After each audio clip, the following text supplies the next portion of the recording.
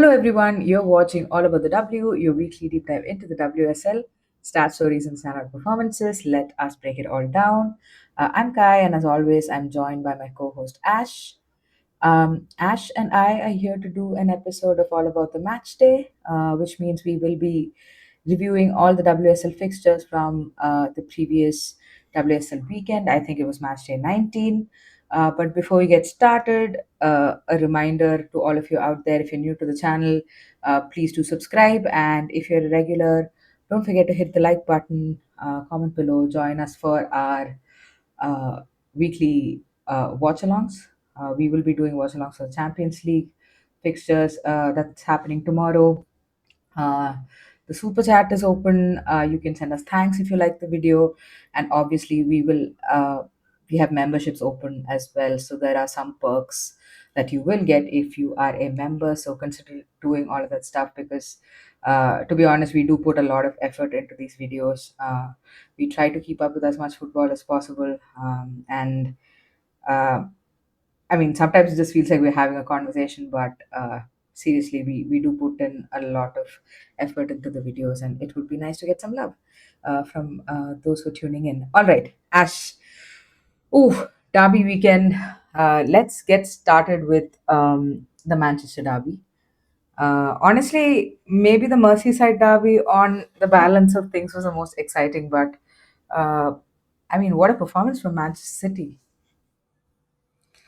Uh, yeah, I mean, I knew that United were a little bit threadbare, and so it was going to be a City dominant performance. I expected that, but I did not expect it to be so dominant. And like even the scoreline, I feel is wrong because Hmm. for my opinion, the knock goal was a goal. Fujino was not fouled.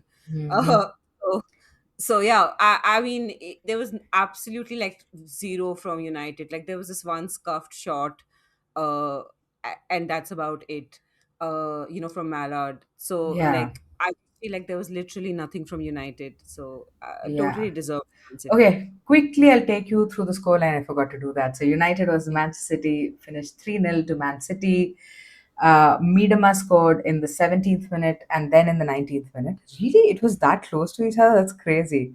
And Kasparai scored actually a lovely finish in the 49th minute. Honestly, really did not feel like United were making it difficult for City at all. And it, like, especially in the first half, it was an utterly dominant performance from City in the first half. And I couldn't help but feel like were just like chasing shadows. Yeah, They were just a step off. And I think in the post match, obviously, Mark Skinner comes out and says, "Oh, actually, my players are tired yeah. because of the midweek game, etc." But Ash, tell me more about this game. Like, what did City get right? What happened to United? All of that stuff.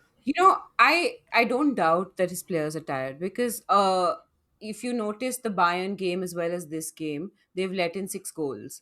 So United are not a team that lets in these many goals generally. So I have no doubt that United players are tired, but I feel like it's not just that.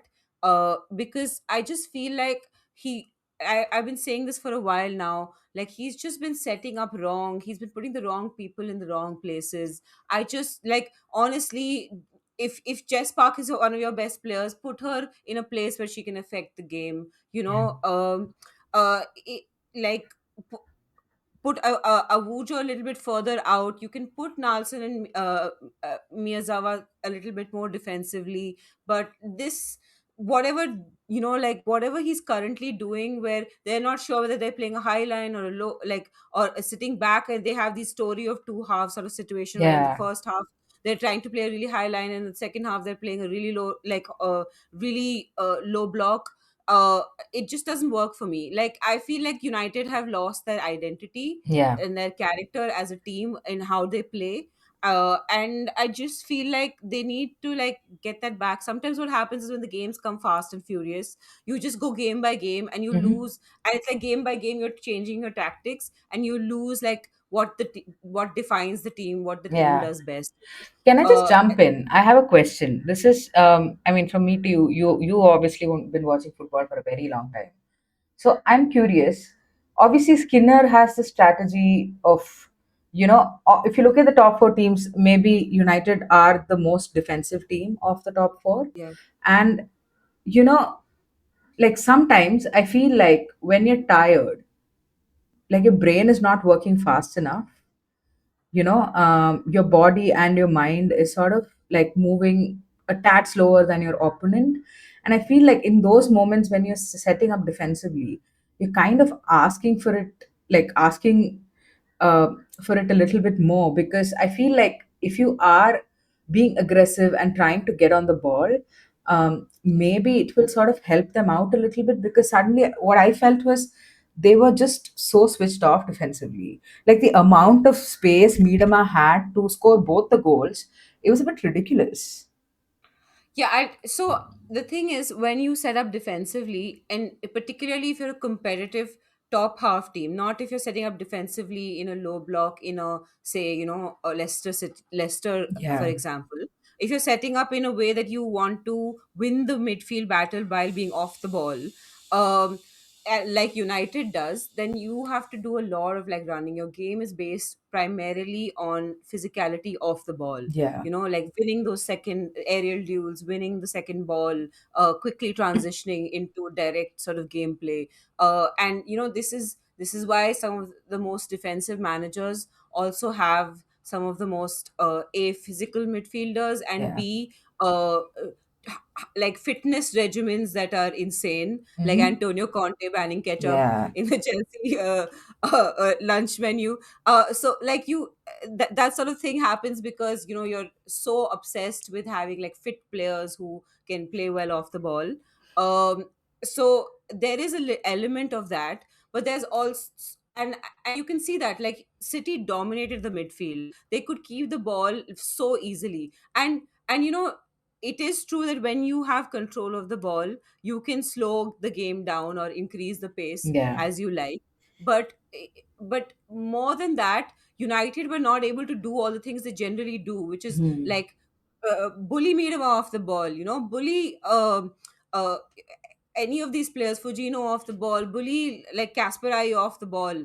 They didn't do that at all. If you're being like, they didn't, either you be compact and win the midfield, or you be expansive and try and like restrict the wings, right? It forced them to come centrally. Yeah, They didn't do either. Kasparai was having like full run of the wings, and like Miedema and Sam were Coffee were having full run of the yeah, midfield. So like what has been left? Like that is the problem. Like it was you were there was no area of the pitch that you were able to say safely that you defended. yeah, yeah. Uh, And I also that was felt like even Talis Joyce was not up to scratch. And, yeah, um, like obviously, like Bunny Shaw was like desperate for a goal. You could see she was shooting yeah, from yeah. anywhere. She was like, It's just not by like happening. minute 70, she was like, I need to get on the score sheet like stat. Also, like she I love her, God bless her. She can play anywhere in the pitch. I do not care. She can be Hmm. winger extraordinaire, she can be striker. But sometimes if you're in the wings and then you run in and then you try to be central and score and all, you just the momentum sometimes is off. Yeah, That's why you see a lot of wingers miss, like very famously JRK. Like you miss because you're so like obsessed with doing so many things. By yeah. the time you're in front of goal, you're like momentum has you like caught off guard. Yeah. uh But, so can I just say, like, in this game, the thing that stood out to me the most is like, we know this. We know when strikers have like incredible movement, how much chaos that causes, like, in a defense. yeah, And I felt like Bunny Shaw linking up play, like dropping deep, going out wide, doing all of these things. I felt, they were so incredibly fluid that, even a Manchester United that was like well rested wouldn't have been able to deal with it. That's how yeah, fluid they were. And I agreed. mean, like, massive, Especially massive credit like to Bunny. that second goal, just think about it. Bunny Shaw dropped into midfield. They started from the back. Like Sam Coffee passes it, I think, to Bunny Shaw, and Bunny Shaw then passes it wide to him. And the only reason that goal was possible, that entire play was possible, is because Bunny Shaw got the ball, held it up in midfield, Hmm. sent it away to Yeah, him, and sent her running, and then bombed forward. I mean, she didn't get the ball, but she Hmm. also like drags defenders, don't forget. Absolutely. So like Yeah. uh I just that second goal, even the third goal, Bunny Shaw came Hmm. some like both goals, I feel like it helps to have the movement of someone like Bunny Shaw coming into the midfield. Like City's midfield is already strong, Yeah. and when you have like this the like the insane like energy of Bunny Shaw added to that, Yeah.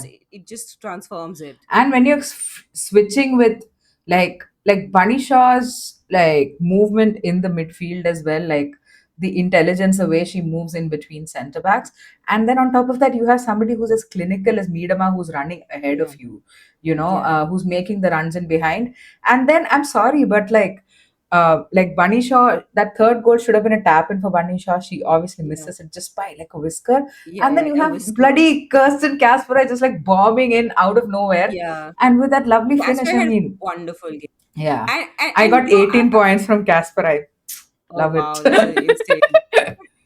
Like just coming back to Manisha, sorry to like belabor the point, but I Yeah. feel like she's also in that new place in her life where she's also the creator rather than just the Hmm. scorer. Yeah. And so now she's the perfect striker because she Yeah. can create the goal and she can score the goal. It's and like all these Arsenal players who like Arsenal fans who are just like, oh, Russo, Russo, Russo. I feel like now Bunny Shaw is doing that better than Russo. Like Yeah, I was just did thinking the hold up play merchant can no longer be that because we have a yeah. new hold up play plus a Exactly. scoring machine in town. Yeah. No, but yeah, I think Bunny Shaw for me, yeah, I think it's something she's been doing for a while, but you can clearly see like maybe it's just because the quality of the midfield is so much higher that maybe she has an extra yard of space to actually do what she wants to do. Sometimes, uh, like if I think about the last couple of seasons, when Bunny Shaw would have like a back to goal play moment, right? You would have like a midfielder sort of charging at her from the front, and you'd have a defender on her back, and maybe she would find it difficult to lay a pass off or turn quickly. And I feel like the robustness of the City midfield is also sort of enabling her to have a little bit more time on the ball and have that extra yard maybe. Yeah. But yeah, I mean, listen, probably one of the best strikers in the world right now, like on every metric. I think Yash had posted a couple of weeks ago about Yeah. like Bunny Shaw stats on like multiple fronts, and like she kind of outperforms pretty much everybody, Yeah. um, like all of her peers. But yeah, I think that is that for the Manchester derby. Shall we move on to Chelsea Villa, Ash? Yeah, Chelsea Villa, what a goal fest this weekend was. Chelsea versus Villa, 4-3. Grant scored in the second minute, a very early goal there from Villa. After which Sam Kerr, coming back from Australia, scored in the 20th minute. Goma scored in the 23rd minute, followed by Lauren James in the 27th minute. And then, of course, the inevitable happened, which is Kirsty Hansen, 31st minute and 35th minute brace. I don't know if like we could just call Vera the Kirsty Hansen team. Yeah, And then Newskin finally rounded it off by winning the game in the 82nd minute. Kai, a funny one, I think, for Chelsea. yeah, yeah. I mean, genuinely one of those weird games where like everyone forgot how to defend for like 15 minutes. Just Yeah. like defending completely went out of the window from minute 20 to minute 35. Yeah. Nobody bothered. No, but I think like I obviously did not catch the Grant goal because I hadn't even set up to watch the game. So I got a football notification. I was like, fine, great. And then I tuned in a little while later, but I had it on mute. I wasn't hearing comms. I was doing something else, and it was just there. I saw the Kerr goal. I looked away, and then Sunday I looked back, and Chelsea were 3-1 off, right? And I'm like, oh, Yeah. brilliant. We've got this. No worries. Well, go back to doing what I was doing, and then look back, and it's 3-3, and I'm like, Jesus fucking Christ, man. What is happening here? Um, yeah, I think this game is. I am going to speak a little bit more about Chelsea than Villa. Okay, I'll talk about Villa first. I'll just get it out of the way. Like Villa are easily the best team in transition in the WSL. Like you give them space, and that is primarily because of the insane form that Kirsty Hansen is in. I saw somebody post on Twitter. I think it was there's this page called WSL Analytics, and they posted that Hansen has scored 12 goal with a 6.53 xG or something. So she's basically outperforming by her xG like by insane numbers. So that is a kind of form that Hansen is in, right? And and when you have a player who's as fast and as clinical as Hansen, it helps to be that team in transition. I'm not saying they don't play, they're not good on the ball. I think they do have midfielders who can control the tempo of the game. Like I really rate Lucia Kendall, for example. But we have seen, like, I think Chelsea are the only one of the top four teams that have taken all 6 points off of Villa. Everybody, United lost to Villa, City drew with Villa, and Arsenal drew with Villa. So, like, when you are a team that plays more with the ball, Villa can be very, very threatening. Um, but yeah, I mean, I thought, especially Villa's second goal, I thought was just an absolute thing of beauty. Like it was back to front, uh, cut through Chelsea's press, if you want to call it that, whatever the hell it was. They cut through that with considerable ease, and then obviously the cross is brilliant. Hansen beats like Bronze to that cross and like sort of puts it in the back of the net. But that was a really really good goal. I would recommend that you go watch it. I mean, it's again another example of how good Villa can be on the ball because we know they're a well coached team. Yeah. Who, like we on this channel obviously rate Arroyo quite a bit. Yeah. Uh, Speaking of transitions, guy, Chelsea. Hmm. What is up with Chelsea and being bad at defending against transitions? I mean, honestly, like that's the thing, right? Like, I genuinely think this game is a reflection of more than the state of our defense. I genuinely feel like it's a reflection of the state of our midfield. Because Yeah. defending, I'll tell you, there's been a lot of chopping and changing. We have not had defenders, fit for the entire duration of the season, right? Like we've had, I mean, I can't even remember what the center back pairing was when we started the season. I think it was Bjorn and Bright, and then it was Bjorn and Germa, and then it was Bright and Germa, and then it was Germa and Burman. So, and then we've obviously, like in this game, Lucy Bronze obviously plays as centre back, which is something I'm never comfortable with. But I don't know. Bompasser can't seem to drop Lucy Bronze. But yeah, I think in terms of midfield, right? Like I don't sort of put too much um like I don't give too much weight to numbers. Like it's not something like I immediately go to when I see a result, right? But in this game I just wanted to see what our midfield look like in terms of numbers, and it is absolutely shocking, Ash, right? Like Captain and Walsh, I'm just gonna give you some numbers here. Captain won one out of her eight duels, which was an Mad. aerial duel. Walsh Yeah. wins two out of her seven duels, both aerial duels. So basically, neither of them have won like ground duels, right? Uh, and the defensive contribution of both of these players is like really dire. So when you look at those numbers, you're thinking, oh, maybe Chelsea had 66% of the possession. Maybe they didn't have a whole lot of work to do. I don't know, but then you look at Nuskin, who was probably playing slightly higher on the pitch, who got one goal and an assist, wins 9 out of her 12 duels, and had more defensive contribution than either of these midfielders, Yeah. right? So, like, if you have this midfield in front of you, like, I don't think I want to blame the defenders. Like, yes, like honestly, if I look at Germa, she genuinely looks like she's scared to defend. I feel Yeah. like she has injury at the back of her mind and she is scared to put her body on the line. That's what it feels Yeah. like. Lucy Yeah. Bronze, I have no idea what she was doing. Completely irresponsible pass for the first goal. It was a poor, poor giveaway. And then, okay, yeah, the last, Hannah Hampton. Like I said this during like the live, I think, or when we recorded the previous episode, I can't really sure. But like Hannah Hampton needs to start diving when somebody takes a shot. Like genuinely, it just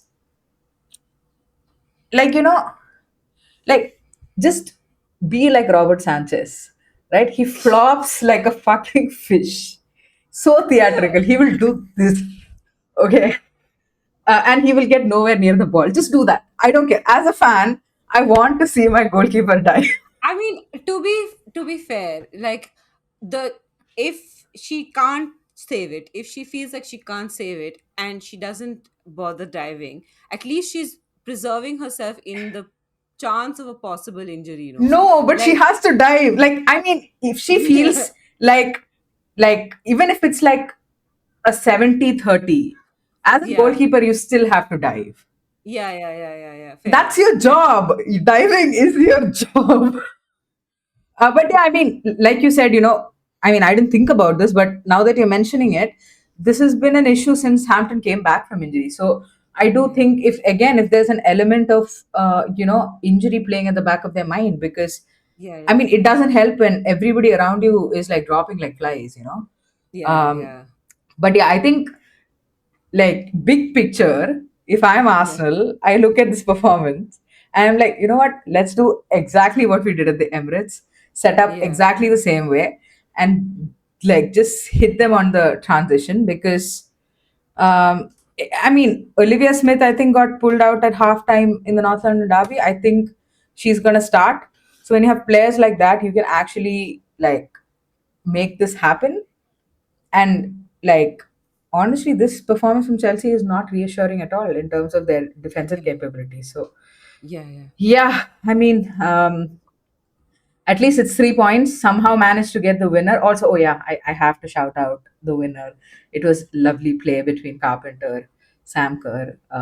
I mean, it's just one of those moments when you sort of remember how good Sam Kerr can be. Not Yeah, just scoring her goal, but also like assisting Nuskin with the winner.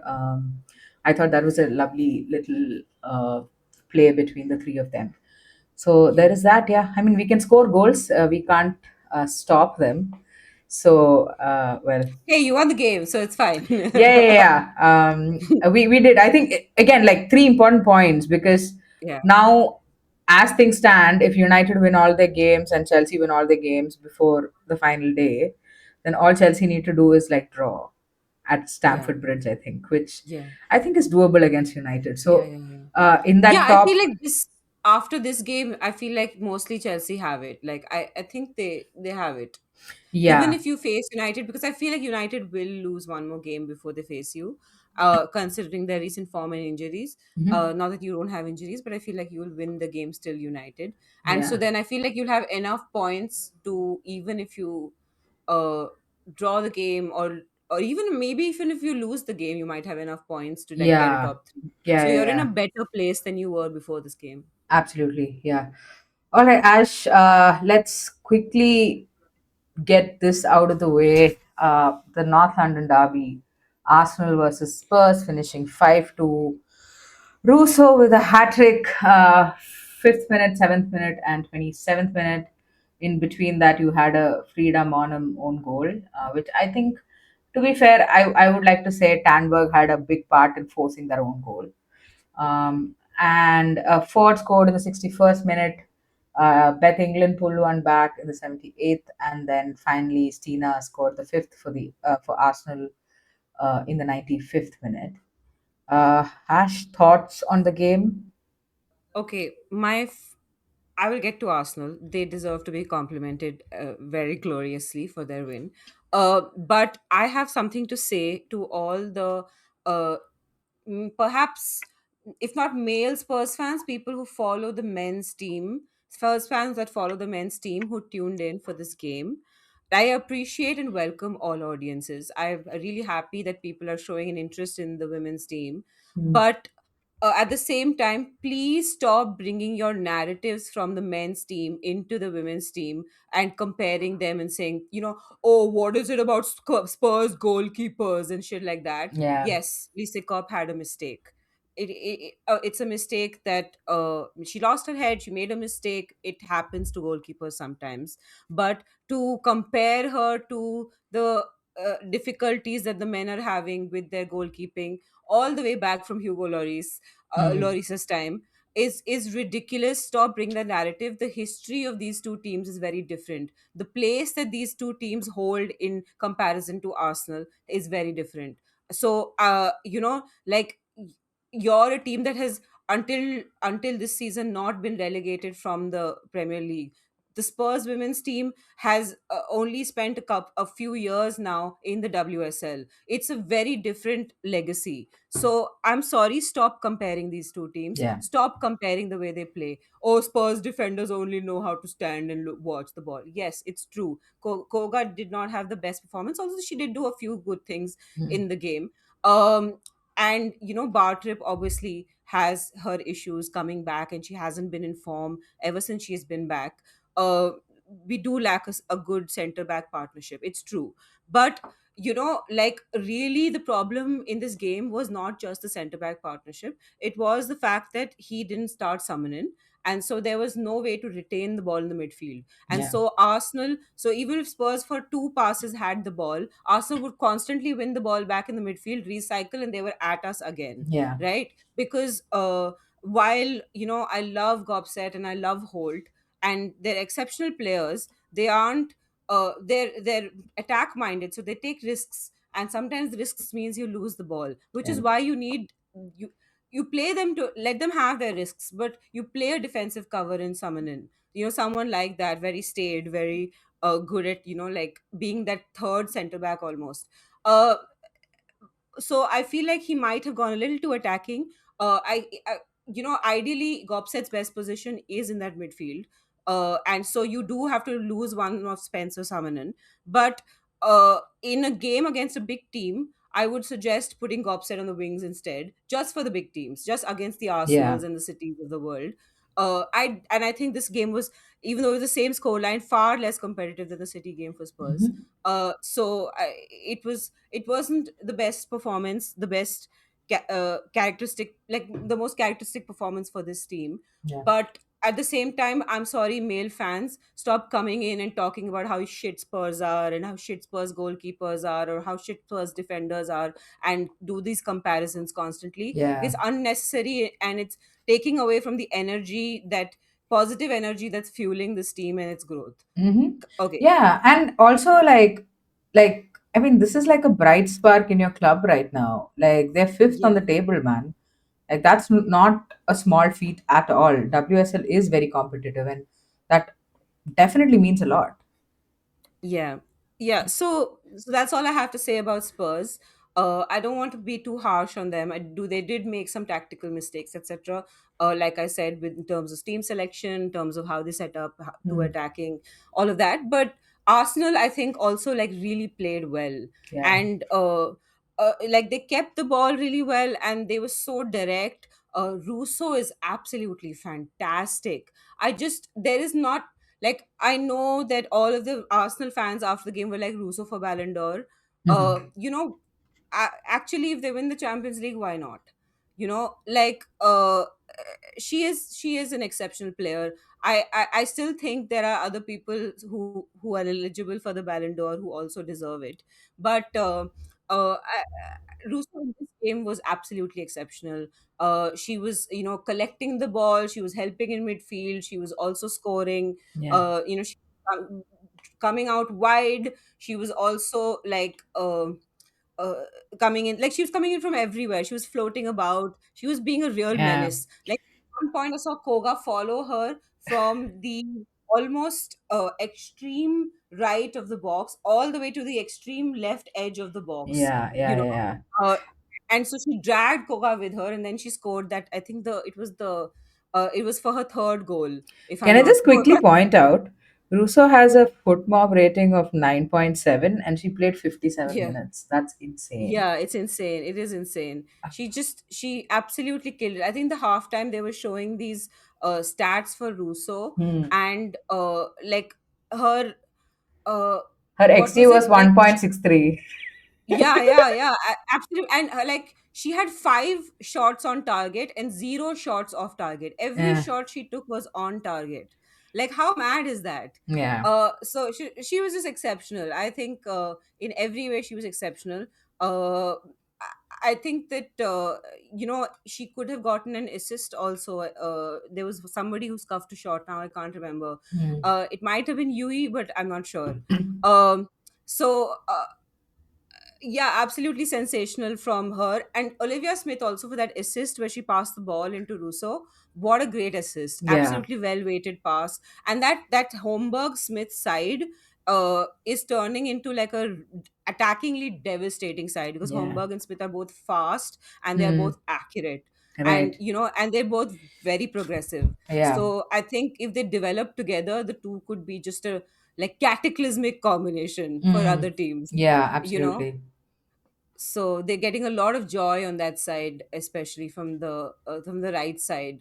And it helps that Mariona is also on that side. Hmm. I thought, yeah, I thought everyone had a decent game. Arnhem also had scored a goal, all right, scored an own goal. Apart from that, was all right. Like, Yeah.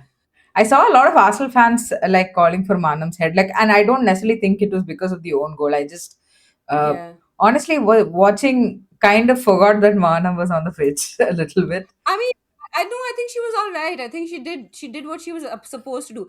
Unfortunately for her, Manam, Russo drops in so much. They kind of sit on each other's heads. And Hmm. if you have to pass to Russo or Manam, who would you choose? I would choose Russo. Yeah. In that sort of situation, ideally she should do what Miedema does, which is if Bunny Shaw has dropped in really deep, Miedema goes out into the box, right? Hmm. Goes far into the box Yeah. and becomes second striker. But Manam, I think, hasn't developed that understanding with Russo yet. I don't know what it Hmm. is. Or maybe she's been instructed to also be in the midfield and, uh, uh, load the midfield. So it could be a difference in strategy. So it's possibly that. I don't think anybody in Arsenal had a really bad game. I thought Little was exceptional. Yeah. She was just like constantly winning the ball from Spurs players and then passing it back out. Yeah. uh, McCabe was great. Homburg was great. I thought Chloe Kelly was a little bit absent actually. Hmm. In compared to Arsenal's attacking prowess, I thought Chloe Kelly was a little Yeah, bit yeah. fit. Also, a big shout out to Kim Little, 400 appearance. She had, like, there was like a tifo that came up, and she Yeah, was yeah. very like, you could tell she Emotional. was very emotional in the moment. So, I mean, I she think is. she cried also in She like a did, team yeah. interview. She's like, I mean, she is an Arsenal legend and she's a Yeah, WSL legend. So it was really yeah, like Kim Little is like one of those players you just can't dislike.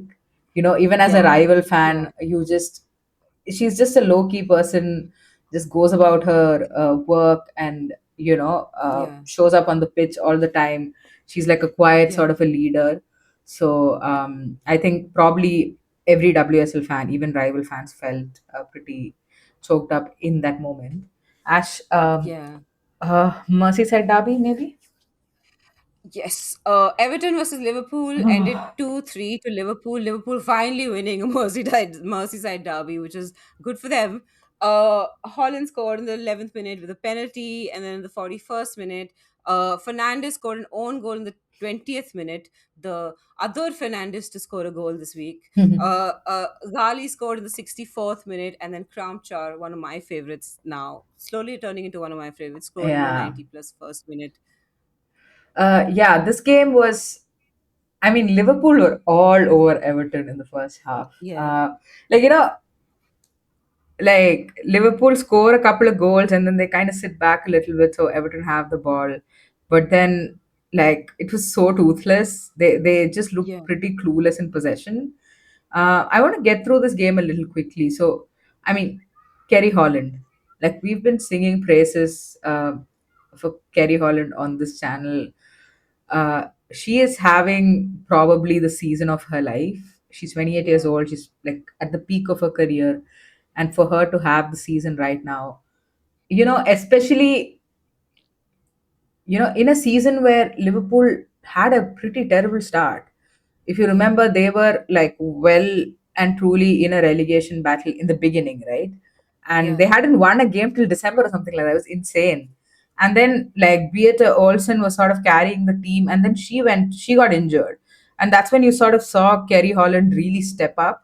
And playing off that left hand side is working so, so well for her. She is on an absolute tear. Like her second goal, it Yeah. was so funny. I mean, listen, Everton defending, I'll come to that. But she just kicks it past the fullback, and then she runs like from the halfway line into the box, cuts in, and scores a beautiful goal, top bins, right? And like, I mean, I'm just really, really pleased for her. She is, um, yeah, I mean, I don't know. I think maybe I'm not being fair. I never thought Kerry Holland as like someone who can be this impactful in a team, if that makes sense. And to see her do it is I mean, she's been a joy to watch. But I mean, the Everton defending, Fernandez. Oh my word, the way she backed off and backed off. It was like she was allergic to the ball, okay? So basically, Holland kicks it past the fullback, and that touch is a bit heavy. Like the space ahead, so she just kicks it past the fullback. And Fernandez is kind of so the ball is here, Holland is coming from here, and then Fernandez could run in, she chooses not to, which to some extent I kind of get because you just saw the same player beat the fullback. So maybe if you Yeah. jump in, maybe you won't reach the ball, whatever. And the momentum is always with the player who's running towards the ball, right? So, um, but then Holland picks up the ball, she cuts inside as well, right? And Fernandez keeps backing off, and it was so bad. It was so poor. But I mean, listen, I'm not gonna I would although like to focus more on like Holland's ability and her finishing because that was Yeah. incredible. But second half looked a bit different. Yeah. Yeah. Yeah. Everton, huh? I have to say, Gali has been in so much form, like the Yeah, last couple of weeks. I don't know if you felt like that in this game as yeah. well. Like Gali is a player I really rated like before she had her injury, and it's been a long injury. I think she Yeah. tore her ACL in the first game of the season last season or something like that.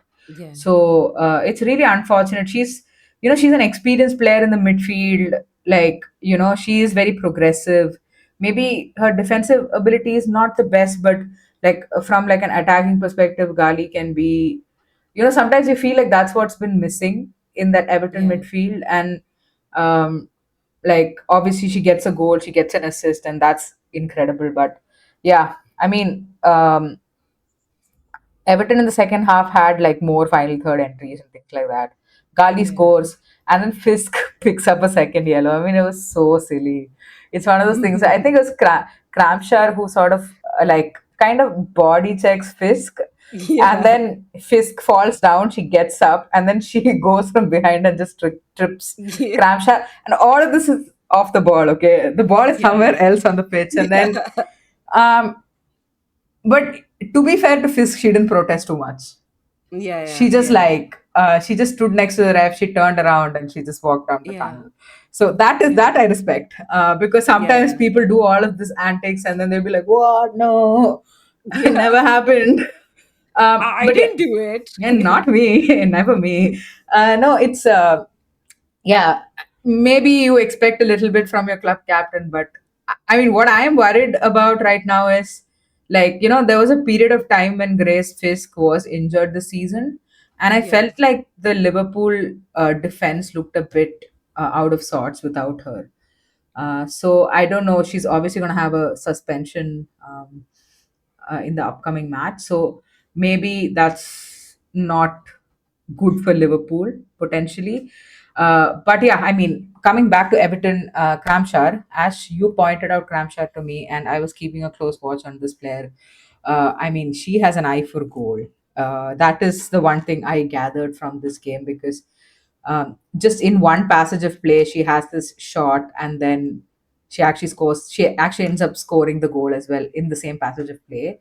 And the goal, she takes it so well, the awareness she has about the space around her, because a lot of the time she receives it back to goal in the box, and a lot of the time, players kind of rush in those situations, but she was so aware of the space that she had, because again, Liverpool defense looked very, very out of sorts when Fisk went off. So she had the space to actually like sort of turn and take the shot. And I mean, the composure to do that when you're 20 years old, like you can tell Yeah. this player is going to score a lot of goals in the future. Yeah. Yeah, yeah. Um, She also has a little bit of a devil in her, which I like uh, like winding up people and I things like saw the that. devil. Yeah. Yeah. To be more accurate, Grace Fisk saw the devil. Yeah.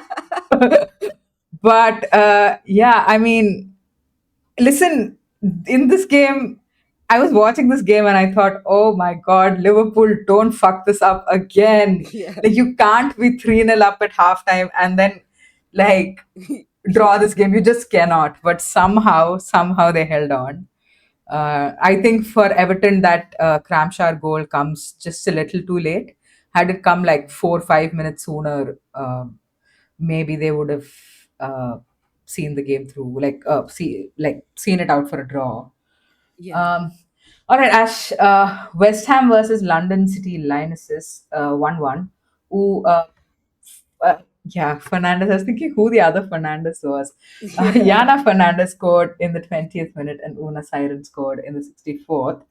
The Siren goal was a banger. I saw Oh the my God, it was so replay. beautiful.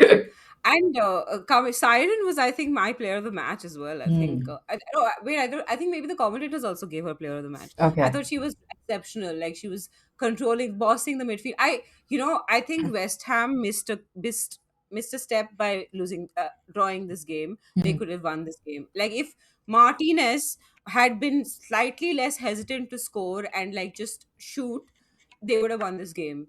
I think that she took too many touches in the box several times. Two Hmm. times that I noticed that she should have shot, and there was this one time from distance that she did shoot and then it went wide. Hmm. I think if Martinez was just a slightly bit more inclined to shoot and slightly more clinical, they would have won this game easy. Right. Ueki came back in, which was a boost for them, big boost for them, because they really do miss her when she's not there. But I thought West Ham should have won this game. Like even the goal that LCL scored, they scored like it was a West Ham corner, and like West Ham, very poor defending from West Ham to concede from a corner into transition into a goal for LCL. Hmm. Yeah. Oh, Like I that is the thought, worst. yeah, I mean, to be fair, that Fernandez, like that goal where she just like skids in, most in 10, like 9 times out of 10, that's not a goal. Hmm. It like she just put her body on the line and she managed to get a goal. Uh, but it should not have happened. Like for West Ham, they should have done a little bit better there, especially considering that they are a team that knows how to defend. I was a little bit surprised with like the team selection for this game. For one, maybe Aslani was already feeling some injury thing because Hmm. she was not playing this game. I don't watch a lot of LCL, so maybe No, she's not been Aslani. starting lately. She hasn't been. Yeah, Even against Chelsea, she came off the bench. And yeah, and maybe, now yeah, she if I has an remember ACL, so correctly, the midfield has been Gayoro. I forget the other player's name. I think ever since like Vanderdon came back fit, Aslani has not been yeah. starting. Maybe since the So turn of the anyway, year. Yeah. Aslani unfortunately now has an ACL. She went down like the 91st or 92nd minute. Yeah. It was very like casual like clip from Gori, and then she went Yeah. down, And her and leg then kind like of got stuck also on yeah, the yeah, turf. yeah. Yeah. Yeah, so I'm not quite sure. Like it, there was little bit contact, but I think it was not the contact that resulted in the ACL. Was very like Yeah. on its own sort of situation. So that was unfortunate. It was really unfortunate also for LCL because they lost Freya Godfrey as well. There was like a shoulder arm injury of some Oh sort. shit. That's a big blow for So them, because yes, I do think if I think about the London City Lionesses team, for yeah. me, I think the brightest players have been Sangare and Godfrey for them. Yeah, Godfrey was the one who got the assist, like in the Hmm. transition, who Right. ran with the ball, got the assist, passed it into Hmm. Fernandez, and Fernandez did that shwee slide to Mhm. get the Yeah, goal. yeah. So yeah, Godfrey was one of their sharpest players, but like LCL did not have the best game of games. I'll be honest, like West Ham had more control on the ball. I thought, like Siren and uh like Nistrom and Hansen kind of like had it covered. Cascarino and Wanderer had an excellent game. I think that Guarino comes more off the wings than she does Hmm. centrally compared to uh, Ryan Skinner. Right. Um, but I was a little bit surprised that Asai was not starting on the West Ham side as well. Like I've seen Hmm. that Gori doesn't start for them anymore, but I Hmm. thought Asai would start.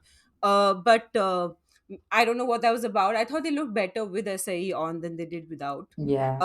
Because there was a little bit more speed in there, and Sangare, I think, had she has a 7.3 on football, but I thought she didn't have the best game passing out. Hmm.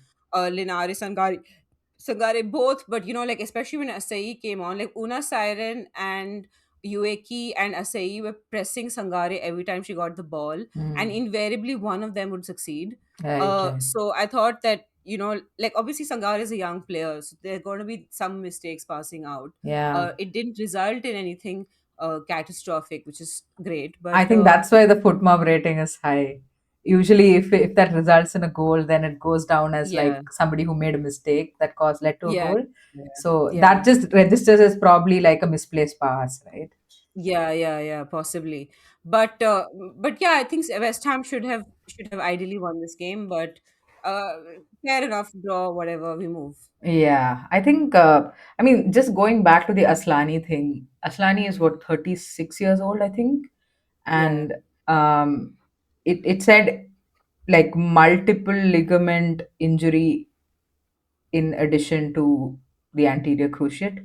That's what. yeah, So maybe she's like torn her MCL as well. So it's a long road yeah. ahead for Yeah, her. I feel like it's might I don't I don't want to be that person, but I feel like it might be career ending. I'll be Yeah, honest. I was talking to my sister about this, and listen, I mean, like if you think about Aslani, like the route that she's taken, right? She played in the second tier in England for a season, and then like under her leadership, you see the club coming up and doing well in the top flight. I'm sure she had her eyes on the 27 World Cup, and I mean, honestly, it's just March. So you have Yeah, over a year, you have 15 months before that World Cup starts. So yeah, maybe there's a chance, like, I don't know, I was thinking, like, obviously, she's not going to get any game time in the next season, right? So would yeah, Gustafsson call up Aslani? It's just for like a very legendary player who was yeah, probably like part of this golden generation for Sweden, who's probably the last player left from that generation for Sweden. Like, another team, unfortunately, have not won anything significant despite yeah, having some incredible players. It would be such a shame to go for her to go out that way. I really hope to see her, even if it's in like I know for like major tournaments you can't do this as a team, but even to see her in like a leadership role or something like that uh, yeah, would be uh, would be really nice. But yeah, hopefully she recovers well from the injury. I think first and foremost, physical and mental health intact, yeah. and And then who knows, like, players nowadays, because of improved healthcare and stuff like that, sometimes they even play till they're 40 or whatever. yeah, So who knows, she comes back in a year, like she'll be 37, and she she manages to sort of find her pace again, and even if she's slightly a step off, she's still, like, in terms of dead balls, etc., she still offers a lot to the team. yeah, So like, I would not be surprised if maybe if she's not ready by the World Cup, she could play a Euros in the yeah, future as a absolutely. substitute or something like that Hmm. before she retires. Like, it's not out of the realm of possibility. Hmm. uh, so Yeah, anyway, Leicester versus Brighton, Kai, ended with a goal to Brighton. Seke, they have their totem back in Seke, yeah, getting a goal in the 48th minute. Uh, Good for Brighton. yeah. I mean, it was a whatever game, Yeah, like sometimes just Leicester games just tend to be like that. I can't remember the last time I yeah, watched. Leicester game that was super exciting. Maybe we Yeah. are just, at the end of the day, just football fans and we just want to see goals. And you never Yeah. get that with like a Leicester game. We are all Yeah. Yeah. pedestrian. Yeah. That's what it is. But yeah, I think it's an important win for Brighton. Like currently they're sixth on the table. When I wrote this down, I did not know Godfrey was out. But anyway, Yeah. the sixth on the table. With like a game in hand. They're at the like same. They have the same number of points as London City Lionesses. But so I feel like when you look at those things, oh, maybe top six finish is within reach for Brighton because they haven't had the best season. They've obviously had some, a tragic loss at the club as well with Rado passing away. So it's Yeah. been a tough season for Brighton, and so then you feel like okay, few 3 games in hand, 4 games in hand, sorry, maybe it's doable for them to hold on to that sixth spot. But then you look at the fixtures, they have Arsenal, they have City, they have United, and they have Spurs. That is That's like mad. literally, I mean, the only thing that could make that worse is having to play Chelsea as well. So it's Yeah. literally like four of the top five teams currently, and that Yeah. is very very tough. Um, so maybe sixth. Like for me, I'm looking at the table right now, and I feel like they could finish sixth or they could finish 10th. Like that is Yeah. how small the gap is between these Yeah. teams. Yeah. Yeah. But yeah, about the game itself, I this is probably the best game I've seen Kafaji have for Yeah. Brighton. Like expected big things from Kafaji when she signed for Arsenal.